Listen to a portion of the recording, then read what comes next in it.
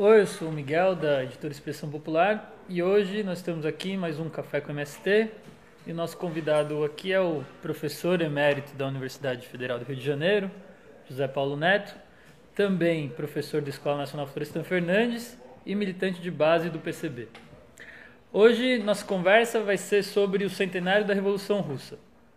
José Paulo, a gente sabe, é um especialista nessa área e recentemente contribuiu aqui com a Expressão Popular na organização de uma antologia de textos do Lênin. Então, vamos aproveitar a ocasião para falar da atualidade da Revolução e do que ela significa para o povo brasileiro hoje.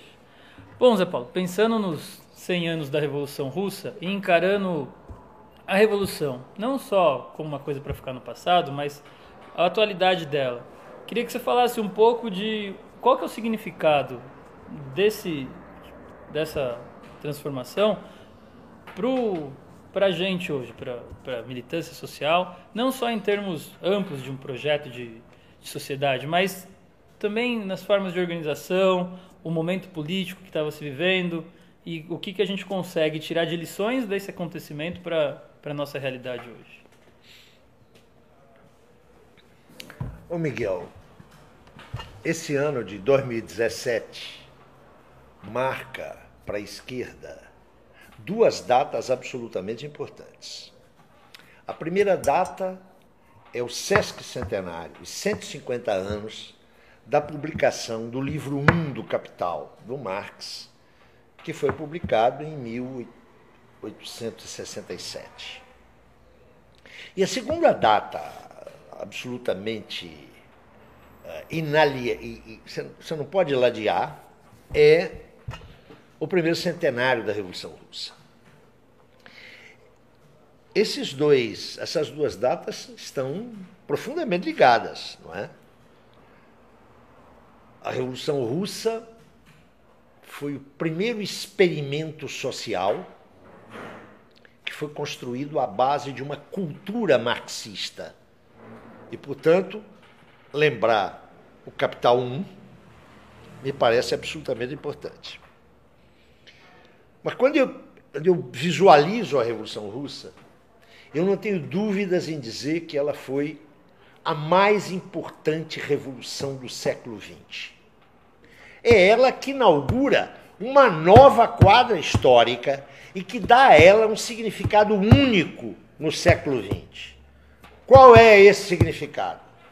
É possível construir uma nova ordem social que não se apoie na exploração do trabalho pelo capital.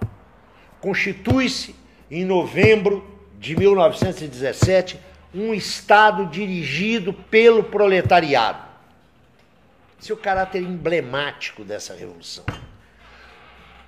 Correram 100 anos desde ela. O mundo mudou muito. Mas o significado de que é possível construir uma nova ordem social, cujos objetivos sejam o fim da exploração, o fim da alienação, uma ordem que aponte para a emancipação humana da humanidade, isso é possível. Eu diria que, sob esse aspecto, a Revolução Russa não é uma peça de museu. Ela não é um exemplo 100 anos depois, mas ela é uma lição que todos aqueles que pretendem hoje transformar a sociedade em qualquer latitude têm que levar em conta.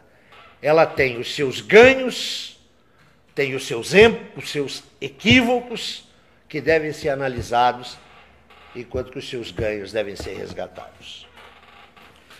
Pensando nesse processo que você estava comentando de fevereiro para outubro, a gente sabe que eram vários grupos políticos que agiam ali na realidade russa, né? Os bolcheviques, um deles. Num dos textos mesmo, o Lenin fala que ainda nesse primeiro momento, pouco depois da Revolução de Fevereiro, eles ainda não são maioria, né? Os bolcheviques ainda não têm a influência sobre as massas que lhe daria o poder né? A possibilidade de tomar o poder. Queria que você falasse um pouco também de como é que o partido, a organização, né, os bolcheviques, como que nesse processo muito rápido, de meses, né, eles conseguem ganhar essa maioria. Porque se logo depois da Revolução de Fevereiro, que se instala o governo democrático burguês, o projeto de construção do Estado operário ainda não é possível, vamos dizer assim, né? Ainda é uma projeção. O que faz com que em poucos meses, né? Pensando nesse tempo todo, de 1905 até 1917, são 12 anos, né? E depois, então é um longo tempo de gestação de um processo, mas depois de fevereiro para outubro, em poucos meses, isso se muda, né? Isso muda rapidamente. Como é que você, pensando também na nossa organização hoje, enfim, né, para quem está empenhado na luta, como é que os bolcheviques agiam na política para conseguir influenciar, e o que estava em jogo, assim, no sentido de que, como é que as massas se movimentavam? Sabemos também que tem os sovietes, que eram um órgão importante que agia. Se você pudesse falar um pouco nisso, assim, o papel dessas organizações, dos conselhos dos sovietes, e também de como é que os bolcheviques conseguem fazer a luta política e ganhar cada vez mais força na sociedade? Primeira coisa a observar é o que era o Estado da Rússia em 1917. Um país que estava arruinado pela guerra, né? 4 anos de guerra, e arruinado por uma autocracia, que era o czarismo, uma política repressiva e violentíssima sobre a população. O ano de 1917 se abre com uma Rússia em ruínas e com o povo, a massa do povo demandando, exigindo pão, paz e liberdade. Havia um passado recente de grandes lutas populares. A derrubada do czarismo abriu um momento de esperança, porque instaurou uma liberdade que antes os russos não conheciam. A liberdade de associação, a liberdade de expressão, a liberdade de movimentar-se. Isso ocorreu rapidamente no processo da Revolução de 1905, mas ela foi derrotada. Então você não tinha na Rússia uma tradição parlamentar, não tinha uma tradição constitucional e muito menos vida sindical e partidária. Quando cai o czarismo e chega ao poder um grupo que, embora abrindo a possibilidade de algumas liberdades democráticas, não altera substantivamente a política czarista, é um grupo de orientação burguesa, a massa do povo desperta rapidamente para perceber que este governo, o governo que sucede imediatamente ao czarismo, não vai resolver nem a questão da paz, nem a questão do pão. Os bolcheviques eram uma parte da oposição ao czarismo, mas havia outros grupos que combatiam o czarismo. Mas os bolcheviques eram a fração organizada do partido que até então se chamava Partido Operário Social Democrata Russo. Eles eram a maioria do partido. Havia uma minoria. Bolchevique e menchevique eram os grupos que controlavam o partido. Essa divisão vem do congresso realizado em 1903. Lenin é o líder da facção bolchevique. A esta facção, no curso de 17, vai aderir um outro importante revolucionário, que é Trotsky. Os dois grandes nomes da revolução bolchevique são Trotsky e Lenin, ainda que Trotsky tenha entrado tardiamente no partido bolchevique. Mas o que é importante é que havia uma fermentação nas massas. Não nos esqueçamos que a Rússia, o Império Russo, tinha em torno de 130 milhões de habitantes, dos quais 80% era de camponeses. Atenção para esse dado. A classe operária, como nós falamos no Estado operário, a classe operária era minoria. Lenin sempre teve muita clareza disso. Ele está no exílio, ele volta para a Rússia em abril. O processo de derrocada do czarismo é de março. Ele volta em abril e ele diz, olha, nós não somos maioria, mas nós temos liberdade de ação. O que o partido tem que fazer é se colar às demandas das massas populares.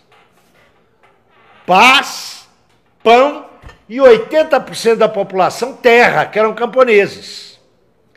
Então, a fração bolchevique, que era uma fração, era a maioria dentro do partido, mas não era a maioria na sociedade. Incorpora essas demandas. Essas demandas não são demandas dos bolcheviques, que hoje nós diríamos dos comunistas. Eram demandas populares que estavam movendo as massas. E é nesse processo que surge uma duplicidade de poder.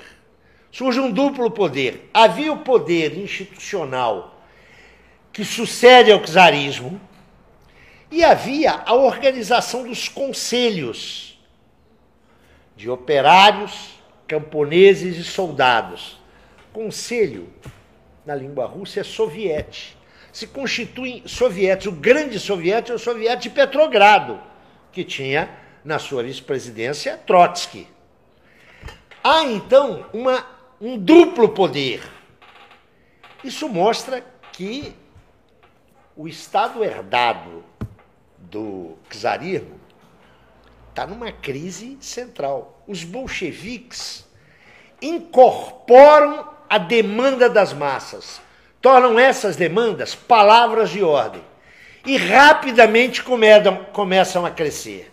É por isso que Lenin, que em abril de 17, olha que coisa fantástica, não apelava à insurreição depois de julho, agosto, ele dizia, é hora da insurreição, porque somos a expressão dos desejos da maioria. E é por isso que é chamada, o momento auge da Revolução, a tomada do Palácio de Inverno, no dia 25 de outubro, ou 7 de novembro, quando Trotsky anuncia a tomada do poder e Lenin lê os decretos sobre a terra, sobre a paz, foi algo incruento. Não houve derramamento de sangue significativo. A sangueira vem depois com a guerra civil e com a reação dos derrotados.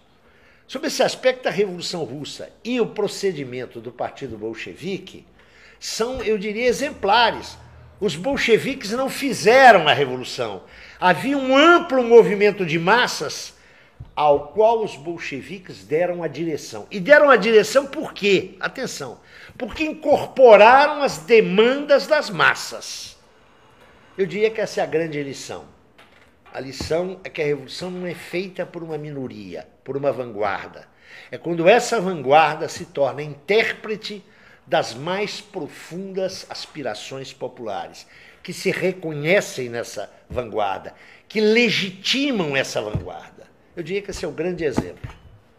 A frente anticapitalista, dada a barbárie do capitalismo contemporâneo, cada vez mais acentuada, faz com que a experiência da Revolução Russa deva ser objeto da nossa análise, do nosso estudo. Volto a insistir, não como um exemplo, mas como uma lição. Eu diria que conhecer a Revolução Russa é indispensável para conduzir novos processos emancipadores no século XXI. Que sejamos capazes de herdar o ideário emancipador de 1917, compreendendo e analisando as causas dos seus equívocos, dos seus erros e até dos seus crimes, para não repeti-los. Então, nesse sentido, honrar a Revolução Russa não é seguir o seu exemplo. Honrar a saga épica da Revolução Russa é tirar dela as lições que nos permitam prosseguir na luta contra esse mundo explorador, injusto e opressivo com mais eficiência. E só também para a gente ir finalizando, nesses debates todos, né, sobre a Revolução, sempre ganha muito destaque a figura do Lenin, como se a Revolução fosse resultado da ação daquele indivíduo que capitaneou, que dirigiu todo esse processo, né? Eu lembro do Florestan, num texto dele sobre o Lenin, dizendo que o Lenin só era tudo aquilo que era porque ele estava escudado ou se baseava num movimento revolucionário de muitas pessoas, né? Então, ele dirigia politicamente, mas se não tivesse esse movimento por trás dele, dificilmente ele conseguiria ter essa projeção e mesmo as perspectivas, né? De fazer leituras de conjuntura e organizativas. Fico pensando um pouco nisso que você falou, quem está empenhado em transformar essa realidade, o jeito que a gente vive. E pensando nesse exemplo do Lenin, que foi um militante que dedicou cada segundo da sua vida a pensar a revolução, né? Ele, no texto você fala isso, né? Ele não passava um segundo sem pensar na revolução, uma vida toda dedicada à revolução. Claro que as condições que o Lenin viveu são bastante diferentes das que a gente vive hoje. Mas pensando, de novo, não como um exemplo de militante também, para a gente não ficar querendo se comparar, né? E nem buscar um modelo.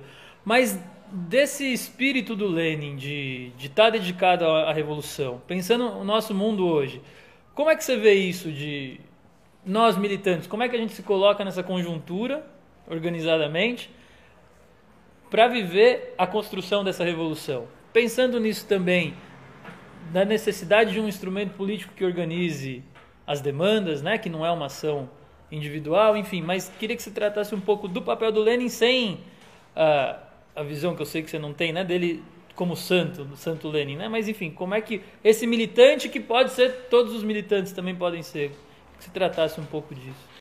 A personalidade do teórico Lenin, do político Lenin, do líder Lenin, do estadista Lenin, não pode ser pensada a partir apenas das suas características individuais. Ele era expressão de um coletivo, eu diria brilhante, dos mais brilhantes que organizações políticas ao longo da história moderna tiveram.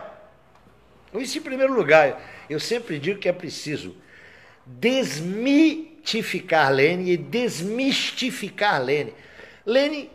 Por que Lenin foi o que foi? Porque ele estava com olho nas demandas conjunturais da massa popular e sabia inscrevê-las numa visão universalista. Essa é a grandeza do Lenin. Para nós hoje, o destaque que Lenin teve na Revolução Russa é absolutamente indiscutível. Foi seu líder máximo, mas não foi seu líder único. Eu acho que nós precisamos ver o que as massas estão fazendo hoje. Em vez de ficar fazendo pesquisa na universidade, dá uma chegadinha ali na praça, dá uma chegadinha ali no campo, dá uma chegadinha ali na fábrica, na unidade produtiva, que não é mais só fábrica, e ver o que os caras estão fazendo, não é? Essa oxigenação que só o movimento de massas pode propiciar nos é indispensável. Quer dizer que eu sou otimista com relação ao futuro, viu? Eu acho que as massas vão continuar agindo, vão continuar criando, vão até fazer filho, como eu estou vendo ali, e o mundo vai mudar.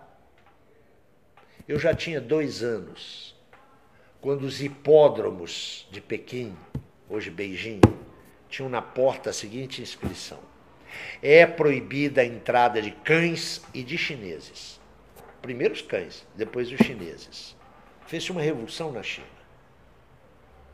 E embora essa revolução, a meu juízo, isso é um juízo muito peculiar, tenha degenerado, deu dignidade ao povo chinês. Não ficou abaixo de cão mais. Acho que isso é um exemplo de como o mundo muda. E por isso que eu sou otimista. Eu olho o mundo que está aí, vejo Temers e quadrilhas, mas eu sou muito otimista com relação ao futuro. A humanidade não vai caminhar bovinamente para o matadouro. Não vai. Ela não vai caminhar bovinamente para o matadouro. e para que não caminhe bovinamente, o estudo das revoluções, e particularmente dessa que comemoramos o seu centenário hoje, é absolutamente importante. A Revolução Russa, no que ela deu, é um panorama de luzes e sombras. Mas as suas luzes são capazes de nos ajudar a encontrar os nossos caminhos hoje, que não serão os dela. Mas a sua luz, a luz que vem do leste, continua sendo útil. Bom, professor, queria agradecer essa contribuição, dizer que, só para retomar outra frase do Lenin, né? Sem ser um chavão, mas que sem teoria revolucionária não tem movimento revolucionário. Eu acho que essa nossa conversa retrata um pouco disso, né? Conseguimos recuperar isso.